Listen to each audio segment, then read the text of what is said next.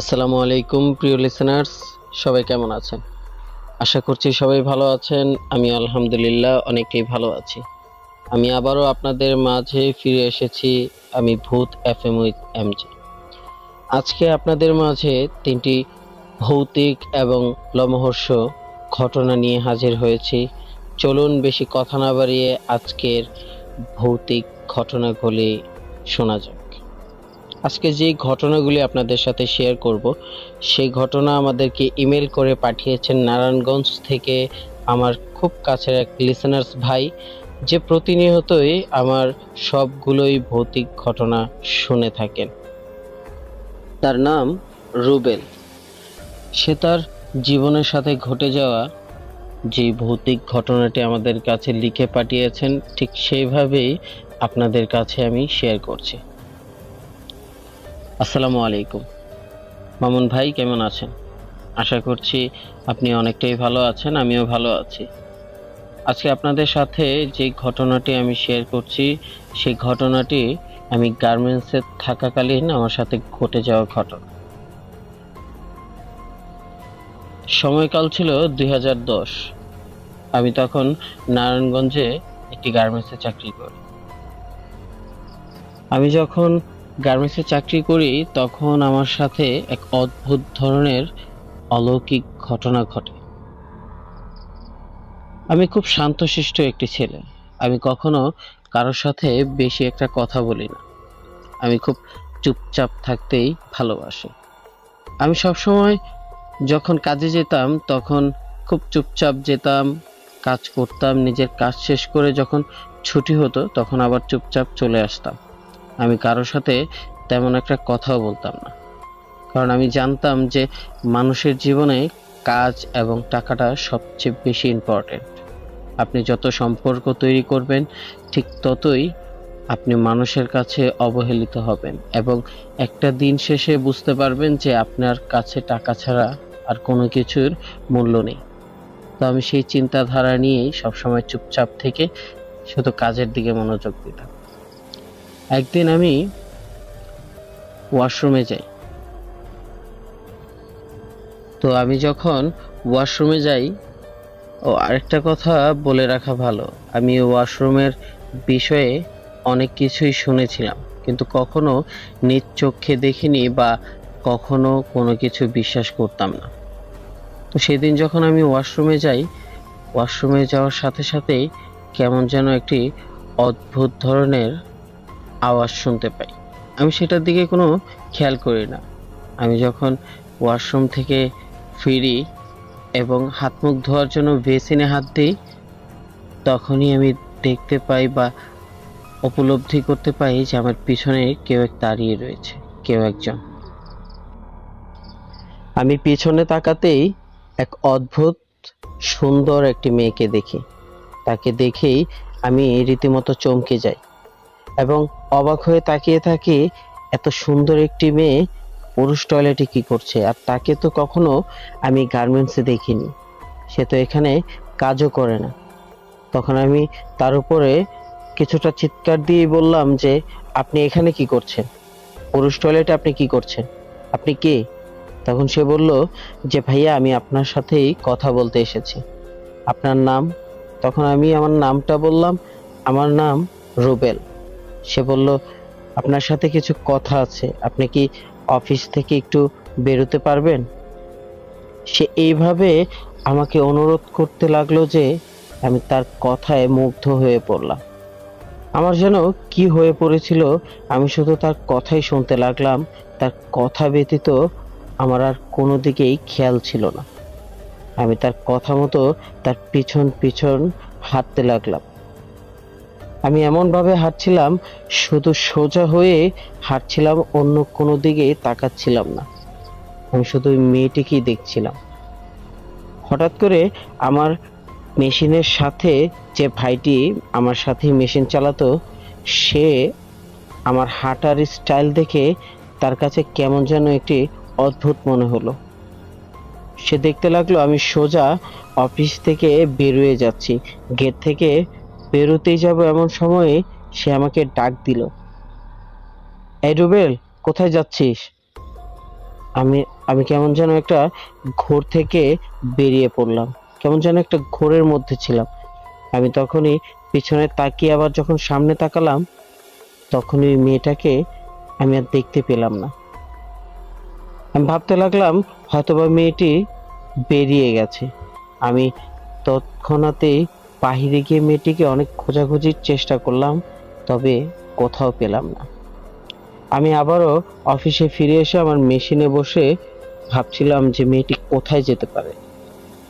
তখন যে ভাইটি আমাকে ডাক দিয়েছিল সে বলতে লাগলো যে ওইভাবে আপনি কোথায় হেঁটে যাচ্ছিলেন? তখন আমি বললাম, না না ভাই, এমনিতেই বাইরে একটু দরকার ছিল তো, তাই আর কি। তো সেদিনের মতো আমি স্টপ হয়ে পড়লাম, আর কোনো কিছুই ভাবলাম না, কাজে মন দিলাম। আমি যখনই কাজ থেকে বেরিয়ে আমার অফিস ছুটি হলো রাতে, আমি তখন ওই মেয়েটিকে আবারও দেখতে পেলাম। যখন আমি বেরিয়ে পড়লাম নিচে, আমি দেখতে পেলাম মেয়েটি আমার অফিসের জানালা দিয়ে নিচে তাকিয়ে আছে। আমি অদ্ভুতভাবে মেয়েটির দিকে তাকিয়েছিলাম আর ভাবতে লাগলাম আমরা সবাই বেরিয়ে যাচ্ছি, ওই মেয়েটি এখনো উপরে কি করছে। তারপরে বললাম যে হয়তোবা মেয়েটি আজকে নতুন জয়েন হয়েছে। এটা ভেবে আমি বাড়িতে চলে গেলাম সেই দিনের মতো, আর কোনো কিছুই তেমন একটি মাথায় নিলাম না। পরের দিন আমি ঠিক টাইমেই অফিসে যাই, অফিসে গিয়ে নিজের কাজ করতে থাকি। ঠিক তখনই আমার কেমন যেন ভিতরে অস্থির অস্থির হতে লাগলো, আমার সারা শরীর ঘামতে লাগলো, আমি কিছুই বুঝতে উঠতে পারছিলাম না। তখন আমি মেশিনটা অফ করে আমি ওয়াশরুমের দিকে যাই। ওয়াশরুমে যেতেই আবারও আমি ওই মেয়েটির দেখা পাই। সে মেয়েটি বলল যে কালকে আপনি আসলেন না কেন? তখন আমি বললাম, আমি তো গিয়েছিলাম, তবে আপনাকে আর খুঁজে পাইনি। মেয়েটি আবারও বলল যে আজকে কি যাবেন, আপনার সাথে কিছু কথা আছে। সেই তার কথাটা শোনাই হয়তোবা আমার ভুল ছিল, আর তার কথাটা শোনার পর আমি আবারও কেমন যেন হিপনোটাইজ হয়ে গেলাম, একটা অদ্ভুত রকমের ঘোরের মধ্যে চলে গেলাম। শুধু তার কথাই শুনছি, সে যেটা বলছিল আমি সেটাই করছিলাম। আমি আজকে আর কোনো বাধা না মেনেই সোজা অফিস থেকে বেরিয়ে যাই। বেরিয়ে যখন সিঁড়ি দিয়ে নামতে লাগি, তখনই সে দাঁড়িয়ে, পুরো নীরব ছিল ওই সিঁড়িটা, এবং আশেপাশে আর কারো কোনো শব্দই ছিল না। তখন সে আমার গলা চেপে ধরে এবং কেমন যেন অদ্ভুত রকমের আওয়াজ দিয়ে সে আমাকে বলতে লাগে যে আজকে তোকে পেয়েছি, আজকে আর তোকে ছাড়বো না। সে আমাকে এমন ভাবে গলা জড়িয়ে ধরেছিল দু হাত দিয়ে, আমার দম বন্ধ হয়ে, আমার চোখ মুখ সব লাল হয়ে যাচ্ছিল, আমি দম ফেলতে পারছিলাম না। খুব জোরাজুরি করছিলাম তার থেকে ছোটার জন্য, কিন্তু কোনো রকমে আমি পারছিলাম না।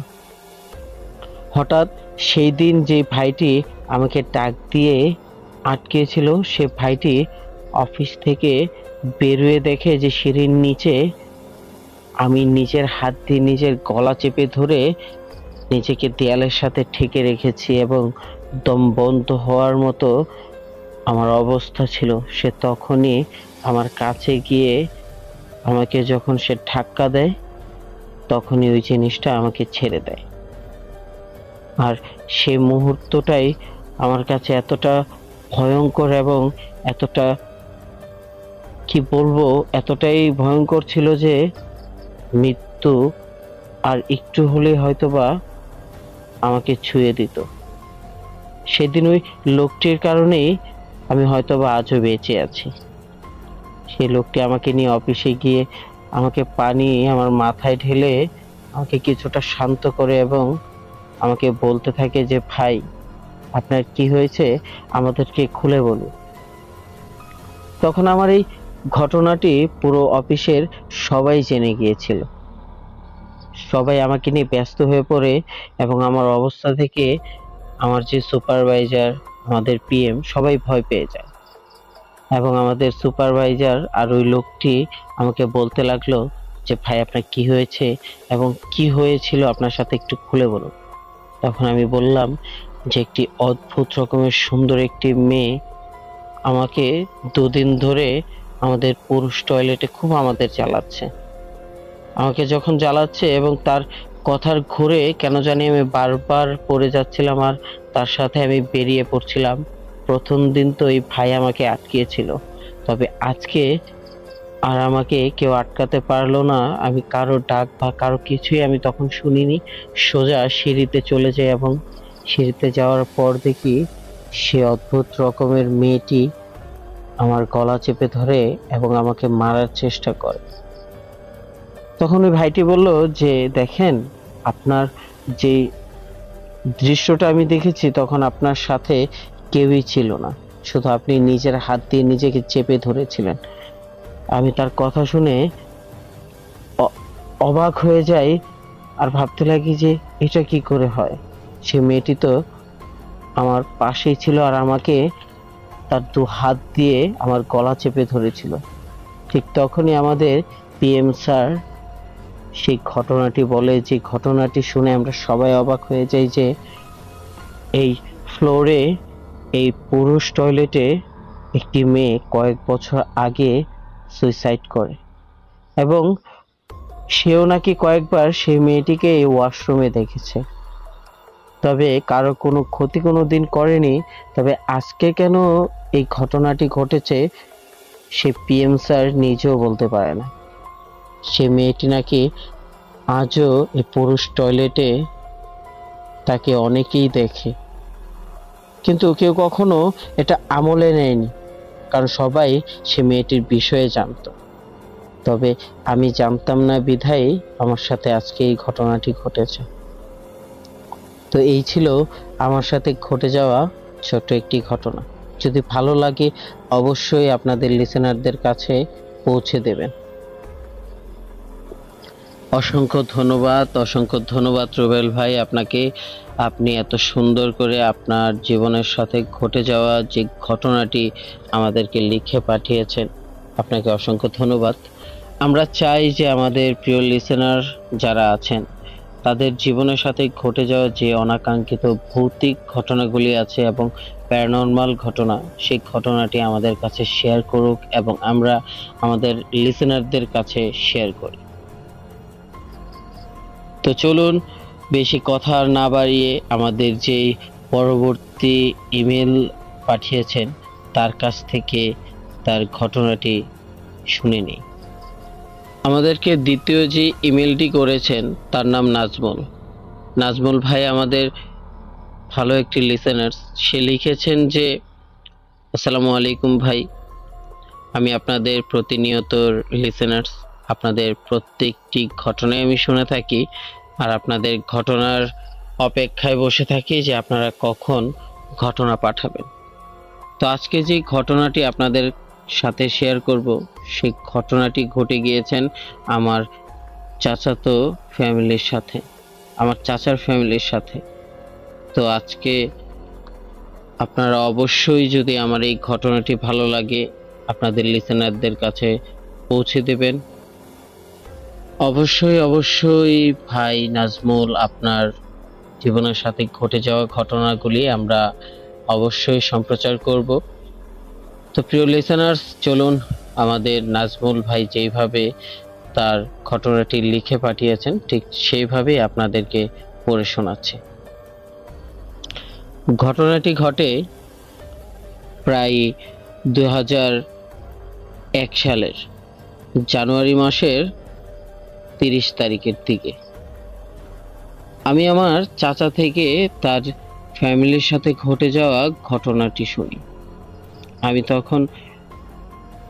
যখন শুনেছিলাম তখন আমি প্রায় মোটামুটি ছোটই ছিলাম। আমার চাচা এখন জীবিত নেই, সে মারা গেছে। তো আমার চাচা তখন সে নতুন বিয়ে করেছেন। তার ফ্যামিলিতে তারা ছিলেন 4 ভাই। আমার বাবাকে নিয়ে 4 ভাই ছিলেন তারা, এবং 2 বোন ছিল। আমার দাদা দাদিও তখন জীবিত ছিল।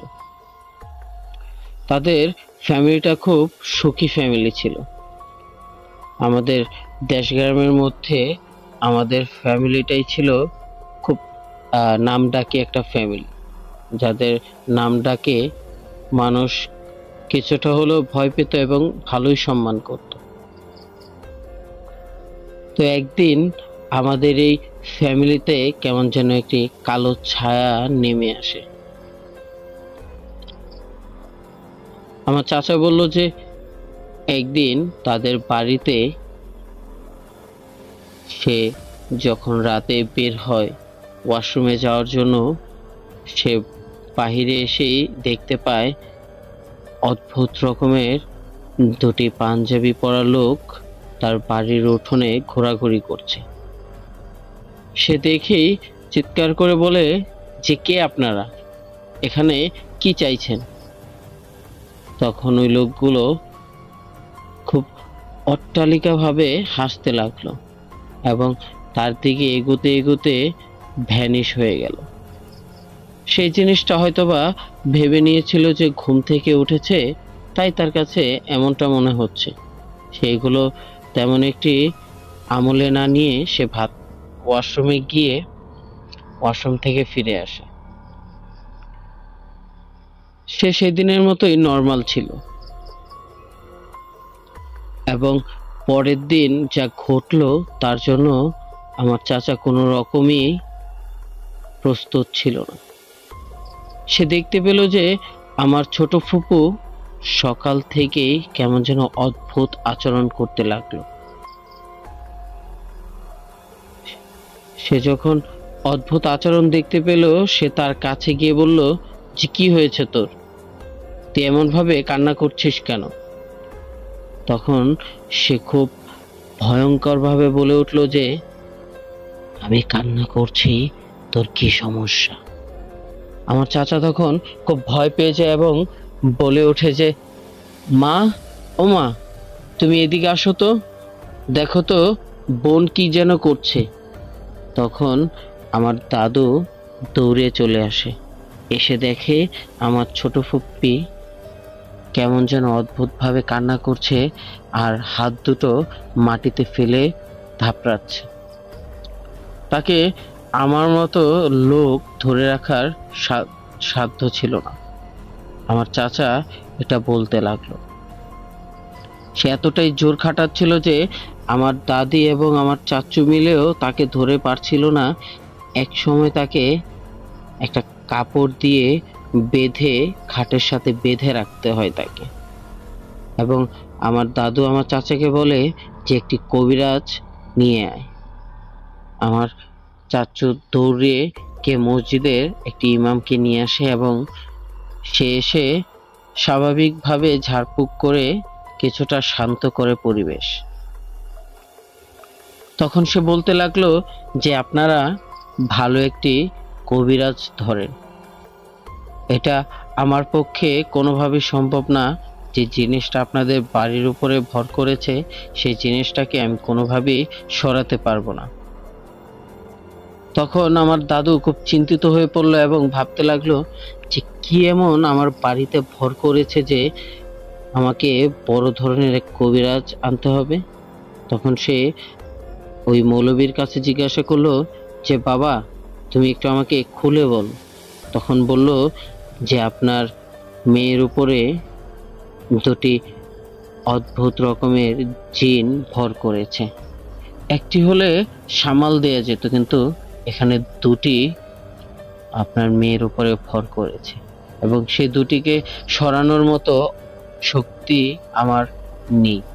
এটা বলেই সেই মৌলবী ওইখান থেকে চলে যায়। আমার চাচা খুব ভাবতে থাকে এবং সে খুব চিন্তিত হয়ে যায় যে এখন আমার বোনটির কি অবস্থা হবে। তখনই আমার দাদা যখন হাট থেকে আসে, মানে বাজার থেকে আসে, তখন আমার দাদু আমার দাদাকে সব খুলে বলে। আমার দাদা শুনে তো খুব চিন্তিত হয়ে যায় এবং সে তার এক ভাইয়ের সাথে যোগাযোগ করে এক ভালো একটি কবিরাজ পাশের গ্রাম থেকে নিয়ে আসে। সেই কবিরাজ বাড়িতে ঢুকতেই সে দেখতে পেল যে দুটি পাঞ্জাবি পরিহিত লোক ঘোরাঘুরি করছে, এবং সে কবিরাজ ছাড়া আর কেউ সেই দৃশ্যটি দেখতে পেল না। সে শুধু ওই দুটি পাঞ্জাবি পরা লোক দুটোকে দেখেই বুঝতে পারলো যে ওই লোক দুটো মোটেও মানুষ জাতির নয়, তারা অন্য জাতির, তারা জিন জাতির। সেটা দেখে বুঝে ফেলে ওই কবিরাজটি, এবং সে ওই দুটি জিনের দিকে লক্ষ্য না রেখেই সে সোজা ঘরের দিকে প্রবেশ করে। ঘরে ঢুকেই সে কেমন যেন এক অদ্ভুত পচা গন্ধ পেতে থাকে, এবং সে আমার ওই ফুপ্পির কাছে গিয়ে আমার ফুপ্পিকে একটি তাবিজ দেয়, দিয়ে সে বলতে লাগলো যে পুরো বাড়িটা বেঁধে ফেলতে হবে, না হলে বাড়ির খুব ক্ষতি হয়ে যাবে। আমার দাদা বলল যে আপনি যা যা করার তাই করেন, আমার ফ্যামিলিকে উদ্ধার করার জন্য আমি সবকিছু করতে রাজি।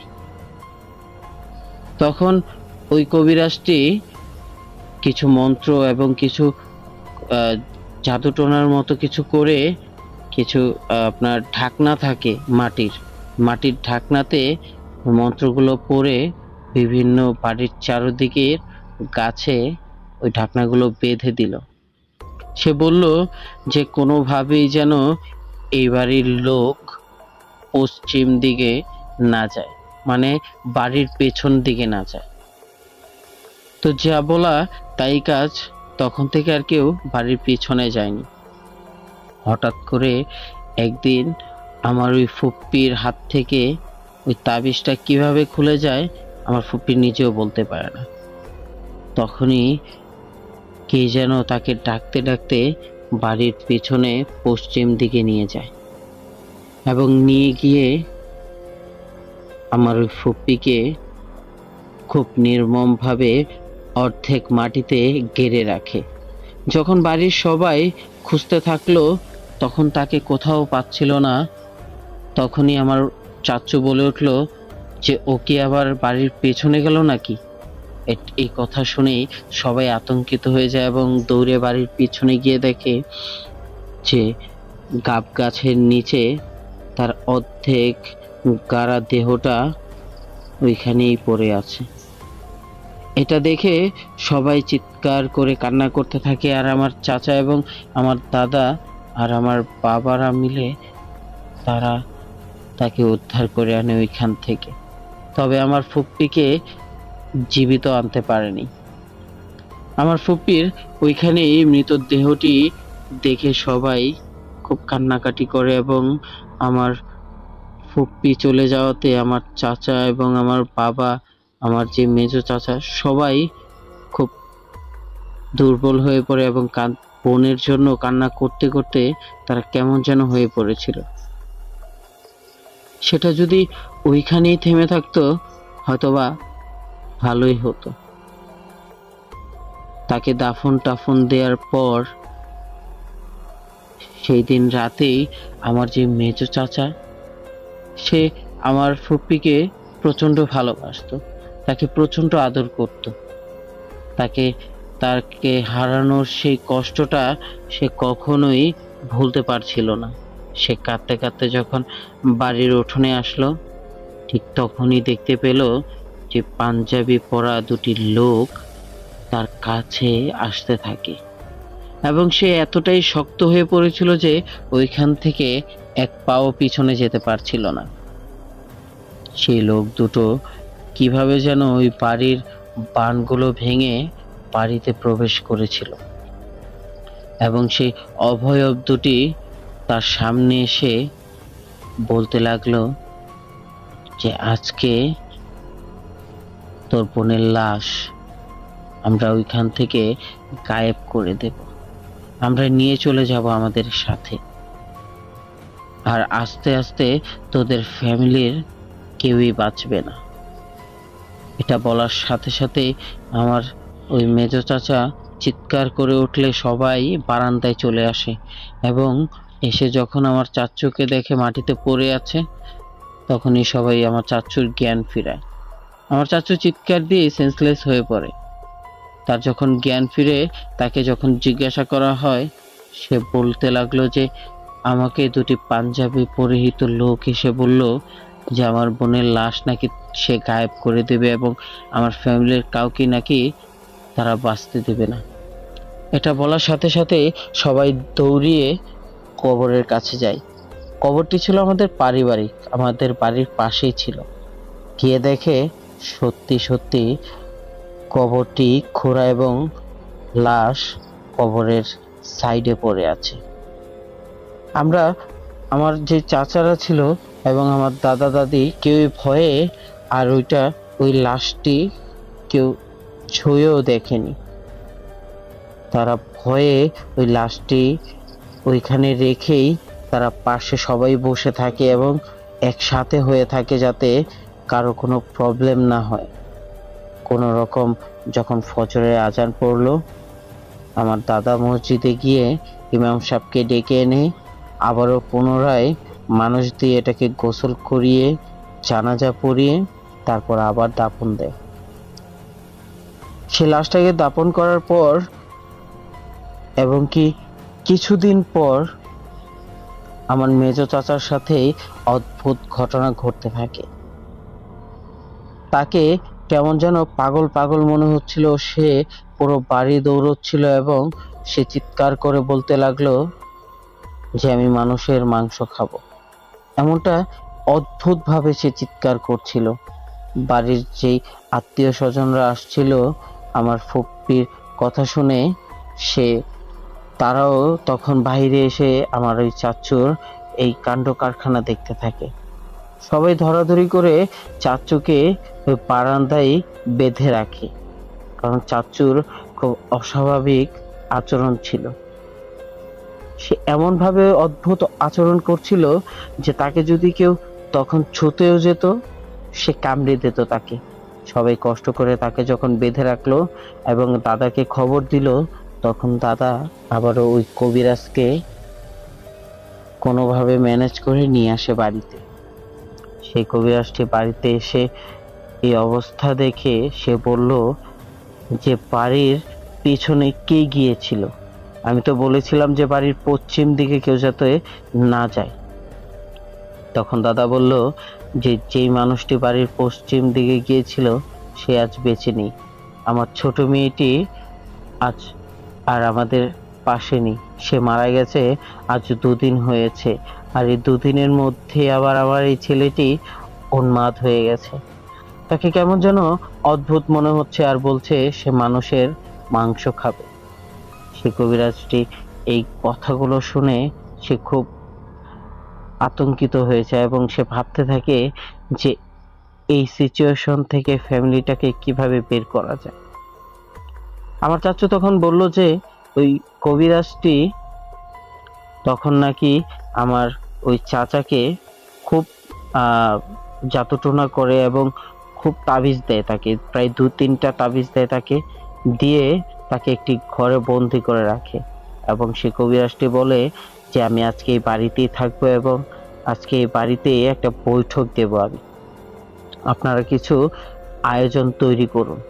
আর যদি আপনারা এগুলো তৈরি না করতে পারেন আজকের মধ্যে, তাহলে এক এক করে আপনাদের ফ্যামিলির সকল সদস্যরই অনেক বড় ক্ষতি হয়ে যাবে। এই জিনগুলো আপনার বাড়িতে খুব টার্গেট করে এসেছে এবং আপনার ফ্যামিলির কেউ হয়তোবা তাদের সাথে বেয়াদবি করেছে, এর জন্যই তারা তাদের ক্ষতি করে যাচ্ছিল। তো আমার যে বড় ফুপ্পি আছে, সে আমার বাবাকে, আমার দাদাকে অনেকগুলো টাকা দিয়ে বলল যে তুমি গিয়ে এই জিনিসগুলো নিয়ে আসো এবং এই জিনিসগুলো এনে কবিরাজকে দাও, এটি বলল। আর আমার দাদা তখন দৌড়িয়ে বাজারে গিয়ে এইগুলো সব আয়োজন কিনে নিয়ে এসে সন্ধ্যার মধ্যেই সেই আসন আর সেই বৈঠকটি বসে। সেই কবিরাজটির সামনে প্রায় 8-9টা মোমবাতি ছিল, ছিল কিছু মানুষের হাড় আর অনেক কিছু ছিল তার সামনে, সিঁদুর ছিল হিন্দুদের, ছিল নারকেল গাছের ডাব ছিল, ছিল অনেক কিছুই ছিল তার সামনে। তার সে যেইগুলো আয়োজনের কথা বলেছিল দাদা, ঠিক সেই আয়োজনগুলোই তার সামনে এনে দিয়েছিল। আমাদের বাড়ির সব আত্মীয় স্বজনই সেখানে ছিল। আমার চাচা, বাবা, মেজো চাচা, ছোট চাচা, আমার বড় ফুপ্পি, দাদা দাদি এবং তাদের আরো লোকজন ওইখানে ছিল। বাড়ির উঠোনে যখন সেই কবিরাজটি তার বৈঠক দিয়ে মন্ত্র পড়তে লাগলো, বাড়িতে কেমন যেন অদ্ভুত এক হাওয়া বইতে লাগলো এবং হঠাৎ করেই সবাই দেখতে পেল যে দুটি পাঞ্জাবি পরিহিত সেই লোক দুটি এবং সেই অভয়ব দুটি বাড়ির বাহির থেকে ভিতরে ঢুকতে লাগলো। সে আস্তে আস্তে ওই বৈঠকের সামনেই ওই দুটি পাঞ্জাবি পরিহিত অভয়ব দুটি বসে পড়ল। সে কবিরাজটি বলতে লাগলো যে আপনাদের কি সমস্যা, আপনারা কেন এই বাড়িটিকে এইভাবে বিরক্ত করছেন, তাদের ক্ষতি করছেন। সে অবয়ব দুটি কোনো কথাই তখন বলছিল না, চুপ করে রয়েছিল এবং চুপটি করে শুধু তার কথাই শুনছিল। কবিরাজ যখন রাগে ওই এক মুঠো সিঁদুর নিয়ে তাদের দিকে ছুঁড়ে মারে, তখনই ওই দুটি অভয়ব চিৎকার করে ওঠে আর বলে যে আরেকবার যদি আমাদের দিকে এইসব জিনিস ছুঁড়ে মারিস ভালো হবে না। কবিরাজটি বলল যে ভালো হবে না হবে সেটা এখন আমি ডিসাইড করব, তুই আগে বল, তোরা আগে বল যে কেন এই ফ্যামিলির ক্ষতি করছিস।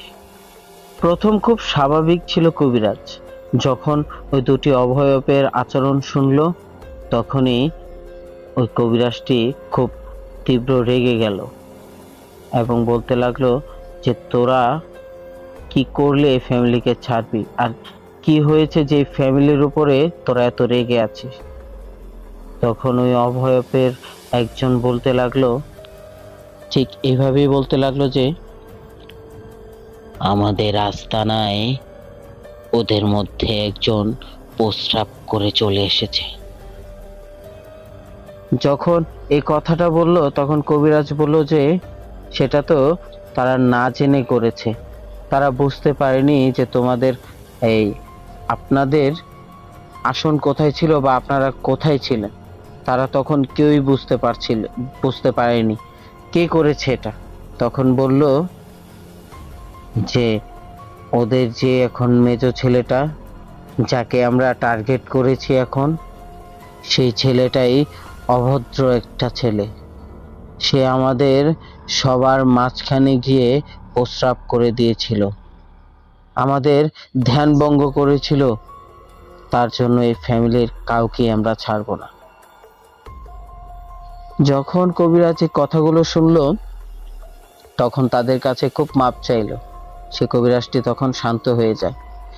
আমার চাচু তখন সেই কবিরাজের পাশেই দাঁড়িয়েছিল এবং তাদের দেখতে এতটাই ভয়ঙ্কর ছিল যে পাঞ্জাবের যে এতটাই সাদা তীব্র ছিল, সবার চোখে লাগছিল সেই আলোটা এবং তাদের চেহারা দেখা যাচ্ছিল না, কালো, এতটাই কালো ছিল যে তাদের শুধু চোখ দুটোই দেখা যাচ্ছিল আর কোনো কিছুই দেখা যাচ্ছিল না, এতটাই কালো ছিল।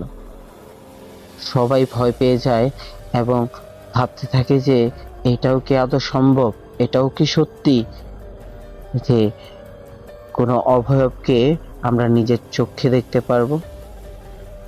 কেউ এই জিনিস বিশ্বাস করতে পারছিল না। তবে ওই কবিরাজ তখন বলল যে আপনারা কি করলে তাদেরকে মাফ করে দিবেন এবং কি করলে এই বাড়িটিকে ছেড়ে দিবেন। তখন ওই অভয়বটি বলল যে ওই বেয়াদবকে শাস্তি না দেয়া পর্যন্ত আমরা কোনোভাবেই এই বাড়ি ছাড়ব না। তখন বলল যে ওকে যা শাস্তি দেওয়ার তো দিয়েছেনই, ও তো এখন পুরো উন্মাদ পাগলের মতোই হয়ে আছে, এবার আপনারা ওদেরকে মাফ করে দিন। বলল যে না না, এ হয় না, আমরা কখনো আমাদের কথা ভঙ্গ করি না। ওর একটা না একটা ক্ষতি করে দিয়ে তারপরেই আমরা যাব। তখন বলল যে আপনারা যদি কোনো ভোগ বা কোনো কিছু চান তাও ওনারা দিতে রাজি, আপনারা ওনাদের ফ্যামিলিকে কোনো ক্ষতি করেন না। সে কবিরাজের কথাগুলো আমার চাচু খুব মন দিয়ে শুনছিল এবং আমার চাচুর চোখের পানি ঝরছিল তখন, যে একটা ভুলের কারণে আমার বোনকে হারালাম, এখন আমার ভাইকেও হারাতে হবে।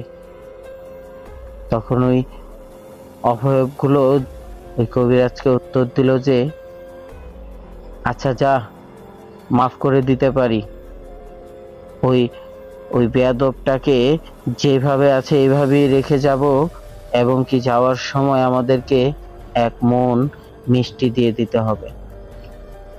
তখন তারা মোটামুটি রাজি হয়ে গিয়েছিল যে চলে যাবে ওইখান থেকে। সেই কবিরাজটি তাদেরকে বুঝিয়ে বাজিয়ে সেদিনের মতো বৈঠক ওইখানেই শেষ করে। বৈঠক শেষ হতে হতে প্রায় রাত ৩টার মতো বেজে যায়। কবিরাজ ওই দিন আমাদের সাথে ওই বাড়িতেই থাকে। আমার চাচু বলল যে যখন আমাদের সাথে থাকে তখন আমার ওই ভাইটির একটি অঙ্গ প্যারালাইজ হয়ে যায়। সেদিন রাতে আমার ভাইটি তো এমনিতেই উন্মাদ ছিল, পাগল ছিল, সে কেমন যেন তার ডান হাত লাড়াতে পারছিল না। সে বারবার চিৎকার করে বলতে লাগলো আমার হাত যেন কি হয়েছে, আমি হাত লাড়াতে পারছি না। আমরা সবাই ঘুম থেকে উঠে যাই এবং তার কাছে গিয়ে দেখি সত্যি সে হাত লাড়াতে পারছিল না। এবং সেই দিনের পর থেকে, সেই অবয়বগুলোর ভোগ দেওয়ার পর থেকে আমাদের বাড়িতে এক নির্মম ঘটনা ঘটে যায়। আমার চাচুর থেকে যখন এই ঘটনাগুলি শুনছিলাম তখন আমার প্রচন্ড ভয় লাগছিল এবং কেমন যেন অদ্ভুত লাগছিল, আমার গায়ের লোম দাঁড়িয়ে পড়ছিল। এই অদ্ভুত একটি ঘটনার জন্য আমার ছোট ফুপ্পিকে হারালাম এবং আমার মেজ চাচাও এরপর কিছুদিন পরেই এ উন্মাদ পাগল থাকতে থাকতে কিছুদিন পর মারা যায়। আমাদের ফ্যামিলির 2টি সদস্যকেই একটি ভুলের জন্য মাসুল দিতে হয়, তাদেরকে আমাদের জীবন থেকেই চলে যেতে হয়। তো এই ছিল আমার ঘটনা, আপনাদের সাথে শেয়ার করলাম। অসংখ্য অসংখ্য ধন্যবাদ নাজমুল ভাই, আপনাকে এতটা মর্মান্তিক একটি ঘটনা আমাদের কাছে শেয়ার করার জন্য। আসলে খুব দুঃখ লাগছে এবং খুব কষ্ট লাগছে যে মানুষ দুটি আপনাদের ফ্যামিলি থেকে চলে গেছে, তাদেরকে আল্লাহ তাআলা জান্নাত নসিব করুক। এবং আমাদের জীবনে অনেক ঘটনাই আছে যাদের সাথে ঘটে যাচ্ছে এতটা মর্মান্তিক ভৌতিক ঘটনা, যাদের জীবনও দিতে হচ্ছে, যাদের সাথে ঘটে যাচ্ছে তারা কেউ কেউ উন্মাদ পাগলও হয়ে যাচ্ছে, এবং যার সাথে ঘটে যায় এই ঘটনাগুলি একমাত্র তারাই উপলব্ধি করতে পারে তখনকার সিচুয়েশন। আমরা যারা এখনো দেখিনি কেউ কেউ বিশ্বাস করছি, বাবাকেও শুনছি বিনোদনের জন্য। প্রিয় লিসেনার্স, যদি আপনাদের কাছে অবশ্যই ঘটনাগুলি ভালো লেগে থাকে অবশ্যই চ্যানেলটিকে সাবস্ক্রাইব করবেন, বেল আইকনটি ক্লিক করে দেবেন এবং কমেন্ট করে জানাবেন যে আমাদের ঘটনাগুলি আপনাদের কাছে কেমন লাগছে।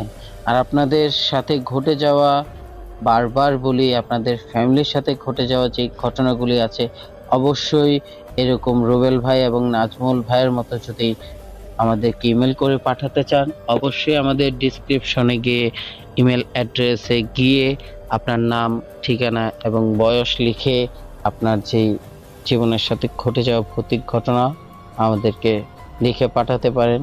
যদি আমাদের পড়ে মনে হয় যে না, ঘটনাটি আমাদের লিসেনারদের কাছে শেয়ার করার মতো, অবশ্যই আমরা শেয়ার করব।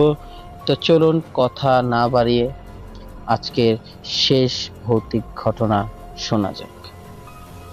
আজকের যে ইমেল লিখে পাঠিয়েছেন সেই প্রিয় লিসেনার্স ভাইয়ের নাম হচ্ছে ফারুক।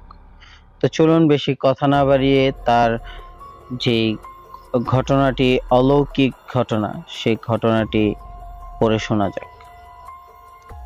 আসসালামু আলাইকুম ওয়া রাহমাতুল্লাহি ওয়া বারাকাতুহু। কেমন আছেন প্রিয় ভাই? আজকে আপনাদের সাথে যে ঘটনাটি শেয়ার করছি, সেই ঘটনাটি আমাদের মাদ্রাসায় ঘটে যাওয়া ঘটনা। তো আমি আমার মাদ্রাসার নাম আপনাদের কাছে উল্লেখ করলাম না, কারণ হচ্ছে অনেকেই এসব ঘটনা শোনার পর মাদ্রাসায় যেতে ভয় পায় এবং মাদ্রাসায় ভর্তি হতে চায় না। এর জন্য আমি মাদ্রাসার নাম উল্লেখ করলাম না। তো চলুন আমার ঘটনাটি আপনাদেরকে শোনানো যাক। আমি তখন হেফজখানায় পড়ি এবং কি হেফজখানায় নতুন ভর্তি হয়েছি। আমি ছিলাম খুব চঞ্চল স্বভাবের একটি ছেলে। আমি সবার সাথেই মিশতাম। একদিন আমি যখন হুজুরের সাথে নিচতলায় ছিলাম, আমাদের বড় উস্তাদজির রুমে ছিলাম, তখনই একটি ছেলে আর একটি মহিলা এসে বড় উস্তাদের কাছে বলতে লাগলো যে, মহিলাটি, আমার ছেলেটিকে আমি মাদ্রাসায় ভর্তি করাতে চাই। তখন উস্তাদজি বলল, হ্যাঁ হ্যাঁ, কেন না, অবশ্যই তো আপনি ভর্তি করাবেন। তখন যখন এই ফর্মালিটি পূরণ করছিল সেই ছেলেটিকে ভর্তি করানোর জন্য, তখন দেখতে পেলাম যে মহিলার চোখ দুটো দেখা যাচ্ছিল না এবং হাত দুটো তো সবকিছুই পর্দাশীল ছিল, তারপরও কেমন যেন আমাদের সবার কাছে অদ্ভুত লাগলো সে মহিলাটি এবং সে ছেলেটিকে। তারপরও তার যখন ডকুমেন্ট চাইলো, সে ডকুমেন্ট দিতে কেমন যেন সংকোচ করছিল মহিলাটি, সহজে দিতে চাচ্ছিল না। সে বলল যে, ডকুমেন্ট দেয়া কি খুব প্রয়োজন? তখন বলল আমার ওস্তাদজি যে, হ্যাঁ, ডকুমেন্ট তো দিতেই হবে, কেননা ডকুমেন্ট ছাড়া তো কোনো বাচ্চা আমরা হুট করেই মাদ্রাসায় ভর্তি করাতে পারি না। এটা বলতেই মহিলাটি তার ব্যাগ থেকে তার আইডি কার্ডের ফটোকপি এবং কিছু জরুরি কাগজপত্র দিয়ে সেই ফর্ম ফিল আপ করলো এবং সেই ফর্মালিটি পূরণ করার পর আমার যে উস্তাদজি ছিল, আমার হুজুর ছিল, তখন বলল যে, যাও, ওকে নিয়ে 5 তলায় চলে যাও, তোমাদের রুমে চলে যাও।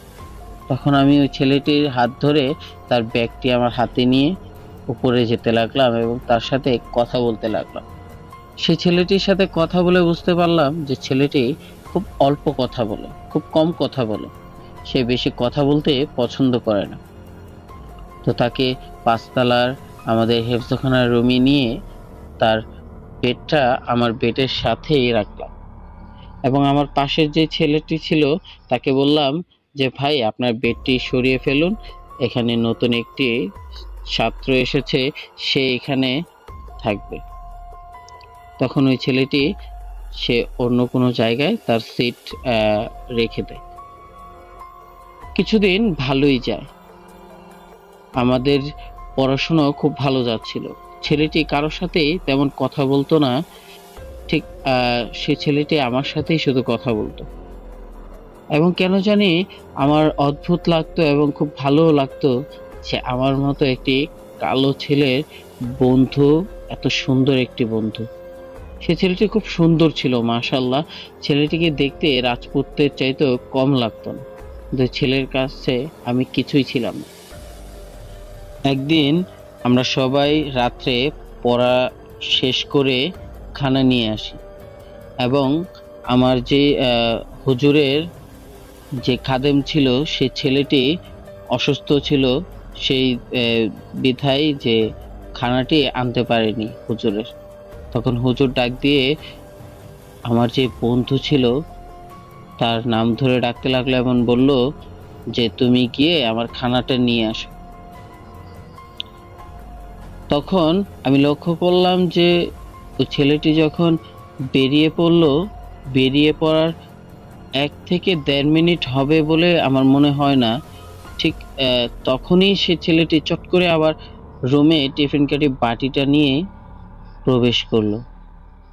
আমি এবং হুজুর দুজনেই অবাক হয়ে পড়ি। কারো কোনো খেয়াল ছিল না ওই ছেলেটির প্রতি। তবে ছেলেটি আমার খুব ভালো বন্ধু ছিল বিধায় আমি তার সব কার্যকলাপে খেয়াল করতাম। তো সেই জিনিসটি দেখে আমি যখন চমকে যাই এবং ভাবতে লাগি যে সে ১.৫ মিনিটের মধ্যে খানা কিভাবে নিয়ে আসলো। সেটা আমার মাথায় কোনোভাবেই ঢুকছিল না যে এটাও কি আদৌ সম্ভব। তখন হুজুর বলতে লাগলো যে তুমি এত তাড়াতাড়ি কিভাবে খানা নিয়ে আসলা? তুমি তো মাত্রই গেলা, গিয়ে আবার নিয়ে আসলা? এত তাড়াতাড়ি তুমি কিভাবে ৫ তলার নিচে গেলা, আবার যে আমাদের রান্নাঘর আছে এখান থেকে তুমি কিভাবে খানা নিয়ে আসলা?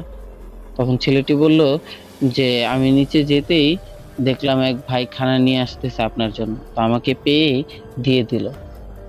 তো আমি বুঝতে পারলাম যে ছেলেটি হয়তোবা মিথ্যা বলছে হুজুরের সাথে। আমি তাকে আর ওই দিন এই বিষয়ে কোনো জিজ্ঞাসাই করলাম না। সেদিনের মতোই ঘটনাটি ওইখানেই থেমে যায়। আমরা সবাই খুব ভালোই ছিলাম, মোটামুটি আমাদের দিনগুলো খুব ভালোই যাচ্ছিল। তো দেখলাম যে আমাদের রমজান মাসও খুব কাছে ঘনিয়ে এসেছে।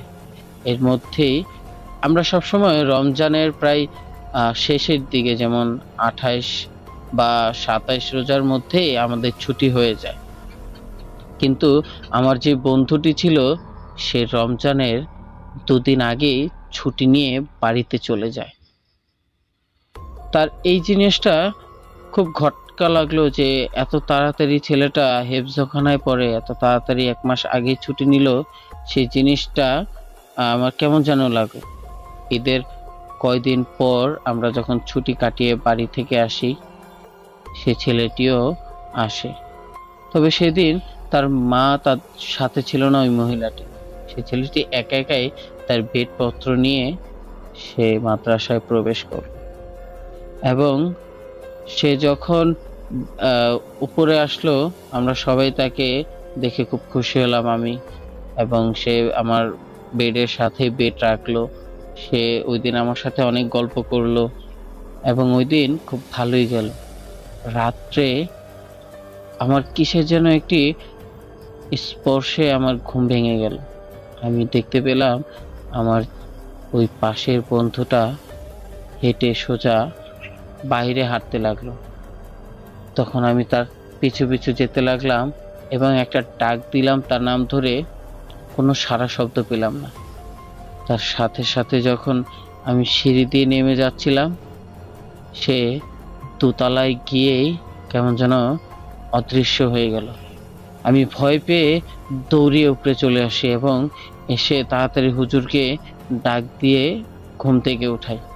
উঠিয়ে বলি যে একটু তাড়াতাড়ি উঠুন ওস্তাদ, ওস্তাদজি, আমার সাথে যে ছেলেটি সে তো আমার বেডের সাথে নেই, সে দোতলায় গিয়ে। আমি এতটা ঘাবড়িয়ে গিয়েছিলাম যে ঠিকমতো কথাটাও বলতে পারছিলাম না। তখন হুজুর বলল যে কি হয়েছে, ধীরে ধীরে বলো। তখন বললাম যে আমার পাশের ওই ছেলেটি ঘুম ভেঙে কোথায় যেন সোজা হাঁটতে লাগলো। তাকে আমি প্রায় ২ বারের মতো ডেকেছি, তার কোনো সাড়া শব্দ পাইনি। সে সোজা হাঁটতে হাঁটতে দোতলায় গিয়ে কেমন যেন গায়েব হয়ে পড়লো, সে অদৃশ্য হয়ে পড়লো। তখন হুজুর বলল, কি আবোল তাবোল বলতেছো এগুলা, তুমি কি পাগল হয়ে গেছো না ঠিক আছে? তখন বললাম যে হুজুর আপনি এসে দেখেন, সে তো নাই, আমাদের রুমে সে নাই। তখন হুজুর আমার সাথে সাথে আমার বেডের পাশে গিয়ে দেখে সে ছেলেটি খুব সুন্দরভাবেই শুয়ে আছে।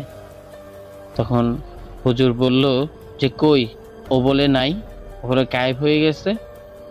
এটা বলেই খুব রাগারাগি করলো আমার সাথে, আর বলল যে তোর ব্যবস্থা আমি সকালেই করছি, দাঁড়া। এটা বলে হুজুর ঘুমাতে গেল। আমি খুব ভয়ে ভয়ে ওই দিন রাতটা খুব আতঙ্কের মধ্যে কাটালাম যে এটা কি হলো আমার সাথে। আমি তো স্পষ্ট দেখতে পেলাম যে ছেলেটি দোতলায় গিয়ে গায়েব হয়ে গেছে। তখন ওই দিন সকালবেলা ঘুম থেকে ওঠার পর পড়াশোনার মাঝে হুজুর ডেকে নিয়ে আমাকে অনেক পানিশমেন্ট দেয়। সে ছেলেটি এটা খুব লক্ষ্য করে এবং আমাকে বলে যে তোমাকে মারলো কেন? তখন আমি বললাম, না না, এমনিতেই আমি হয়তোবা কোনো ভুল করেছি, এর জন্য আমাকে আমাকে পানিশমেন্ট দিয়েছে। তো এই জিনিসগুলো আমি খুব খেয়াল করতে থাকি যে ছেলেটি কি আদৌ মানুষ নাকি কোনো জিন জাতি। কারণ অনেক শুনেছি যে অনেক মাদ্রাসায় অনেক জিনরা মানুষরূপী এসে পড়াশোনা করে। আমার মাথায় সবসময় এই জিনিসটাই ঘুরপাক খেত। আরেকদিন আরেক অদ্ভুত ঘটনা ঘটে। একদিন হুজুর তাকে বলল যে চলো আমরা একটা জায়গায় যাই। তখন ও বলল যে না না, আমি আজকে কোথাও যাব না, আমার শরীর খারাপ ওস্তাদ, আপনি যান। তখন বলল যে আচ্ছা, এক কাজ করো, আমার জন্য পানি নিয়ে আসো। আমি পানিটা খাই, খাওয়ার পরে আমি বের হয়ে একটা জায়গায় যাব। তখন হুজুর আমাকে বলল যে তাহলে তুমি আমার সাথে চলো। তখন আমি বললাম জি আচ্ছা, সমস্যা নেই। তখন ওই ছেলেটিকে পানি আনতে দিল, আমি ওর পিছু পিছু যাই। আমি ওর পিছু পিছু গিয়ে দেখি ছেলেটির রুম থেকে বের হয়েই আশেপাশে তখন কেন জানি অদ্ভুত রকমের কেউই ছিল না, সবাই রুমের মধ্যে ছিল। ওই ছেলেটি হাত দিয়ে আমাদের যে ফিল্টার রাখা ছিল বাহিরে, প্রায় 15 থেকে 12 ফিট হবে দূরে, ওইখান থেকে হাত বাড়িয়েই পানিটা নেয়, নিয়েই আবার চট করে রুমে ঢুকে হুজুরের হাতে দেয়। আমি এটা দেখেই এতটা ভয় পেয়ে যাই যে আমার পুরো শরীর কাঁপতে থাকে। আর আমি তখন হুজুরকে বললাম যে না না, আমি আপনার সাথে বাইরে যেতে পারবো না, আমার শরীরটা খুব খারাপ লাগছে। তখন ওই ছেলেটি হাসতে লাগলো, হাসতে হাসতে বলল যে তুমি কি ভয় পেয়েছো? এটা বললো না, আমার মধ্যে আরো রহস্যময় চিন্তাধারা আমার মনের মধ্যে জাগ্রত করলো। আমি তখন বললাম যে না না, আমি ভয় পাবো কেন? তখন বলল তুমি কি কিছু দেখেছো? আমি বললাম না, আমি কিছুই দেখিনি। কি দেখবো আমি? আমি কিছুই দেখিনি। সেদিনের মতোই ঘটনাটি স্টপ হয়ে যায়। সামনে আমাদের হেফজখানার হাফেজের প্রতিযোগিতা থাকে। আমরা প্রায় 20 জনের মতো সেই প্রতিযোগিতায় অংশগ্রহণ করি। সেখান থেকে আমরা 9 জন হাফেজ হই। এবং প্রত্যেক মাদ্রাসায় এটা নিয়ম আছে যে হাফেজগুলোকে পাগড়ি পরানোর সময় ওয়াজ মাহফিল করে, বিভিন্ন দাওয়াতের অনুষ্ঠান করে, দোয়া মাহফিল করে, তারপরে হাফেজদেরকে পাগড়ি পরায়।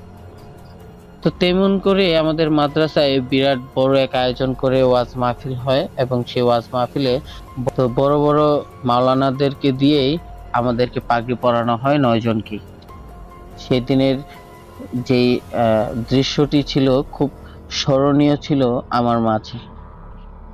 সেদিনটা আমি কখনোই ভুলবো না, কারণ সেদিনেই আমি একজন বাংলাদেশি হাফেজ হয়েছিলাম। সে তার 2 দিন পর আমাদের বিদায় হবে। আমরা 9 জনই সে মাদ্রাসা থেকে বিদায় নিব। আমরা ওই মাদ্রাসায় হেফজ করার পর আমরা অন্য মাদ্রাসায় গিয়ে মাওলানা করব। আমরা সেখানেও করতে পারতাম, কিন্তু যে যার মতো মাদ্রাসা ভেবে রেখেছিলাম আগেই, এর জন্য আমরা 9 জনেই বিদায় নিব। তো সেদিন রুমের মধ্যে কেউই ছিল না। সবাই বিকেল 4টা বাজে তখন বাহিরে খেলাধুলা করছিল মাঠে। রুমে প্রায় 3 জন হুজুর ছিল, আর আমরা 9 জন ছাত্র ছিলাম। তারা আমাদেরকে বলল যে তোমরা তো কালকেই চলে যাবা, তো তোমরা কে আমাদেরকে কি খাওয়াবা? তোমাদেরকে তো অনেক আদর যত্ন করে পড়ালাম, আজকে তোমরা হাফেজ হলা, কালকে চলে যাবা। তখন আমরা সবাই বলতে লাগলাম যে আপনারা কি খাবেন আপনারা বলুন, আমরা তাই আপনাদেরকে খাওয়ানোর চেষ্টা করব। তখন এক এক করে সবাই খেতে চাইলো এক একটা জিনিস। কেউ মিষ্টি, বা কেউ দই, বা কেউ অন্য কিছু চাইলো। তো যখন আমাদের যে হুজুরের কাছে আমি বিচার দিয়েছিলাম, সে হুজুর বলল যে আমি বগুড়ার দই খাবো, তোদের মধ্যে কে আমাকে বগুড়ার দই এনে দিতে পারবি বল। তখন আমার সেই বন্ধুটি বলল যে আমি এনে দিতে পারবো। তখন সে মজা করেই বলল যে এমক দোকানের দই আমার লাগবে, আমার বাড়ির সাথেই। ওই হুজুরের বাড়ি আবার বগুড়ায় ছিল। তখন বলল যে আমাদের বাজারে একজন নামি দামি এক মিষ্টির দোকান আছে, সেই দোকান থেকে আমাকে দই এনে দিবি। তখন ওই ছেলেটি বলল যে আচ্ছা আমি নিয়ে আসতেছি, বলে বাহিরে গেল। তখন সবাই হাসতেছিল যে ও গেছে এখন বগুড়া থেকে দই আনতে, ও কবে বগুড়ায় যাবে, কবে আনবে, আর আমরা কবেই খাবো, ওর কালকে ছুটি হবে।